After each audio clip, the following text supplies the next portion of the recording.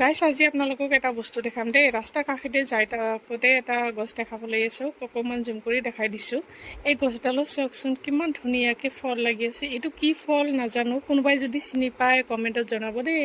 আৰু এয়া চাওক কি ধুনীয়া লাগিছে, গছত ইমান লাগিছে মানে মধুৰিআমৰ নিচিনা দেখাত, কিন্তু এইটো মধুৰিআম নহয় আৰু এইটো খোৱাও নাযায় বোলে। এইটো ইফালে মই খুৰীহঁতক সুধিলোঁ, খুৰীহঁতে মাছ মাৰি আছে। খুৰীহঁতক সুধিলোঁ, খুৰীহঁতে কৈছে এই চেম টু চেম এটা আছে, কিন্তু এইটো খাব নোৱাৰি, সেই বেলেগ আৰু এটা আছে, সেইটোহে খাব পাৰি।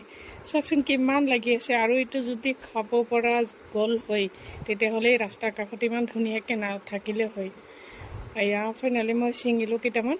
আৰু মই ইয়াতে লক্ষ্য কৰা নাছিলোঁ দেই, মই ইয়াতে কাটা থকা বুলি। কাটা লাগিলে মোক, চাওক ইমান ডাঙৰ ডাঙৰ কাটা আছে।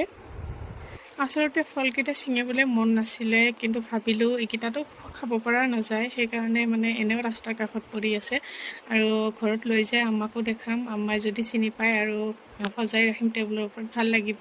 প্ৰকৃতি কি যে ধুনীয়া এটা পৰিৱেশ। সেইফালে খুৰীহঁতেও মাছ মাৰি আছে আৰু মই 4টা ছিঙিলোঁ। এতিয়া যাই আছোঁ ঘৰলৈ। সেইফালে মোৰ বাইক ৰখি আছে মোৰ কাৰণে, আৰু এইকেইটা ঘৰলৈ লৈ যাই ধুনীয়াকৈ সজাই ৰাখিম।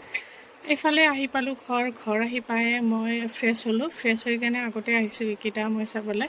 চাওকচোন দুটামান ৰঙচুৱা হৈছে, আৰু এইকেইটাৰ মানে স্মেলটো চাবলৈ মই ওপৰৰ পৰা একচুৱেলি স্মেলটো নাহে, আৰু কাটিবলৈও মন নাছিলে যিহেতু মই সজাই ৰাখিম। আৰু এয়া আমাৰ আম্মাৰ হাতেদি বনোৱা ধুনীয়া কিউট এখন সৰু চালনীখনতে থলোঁ।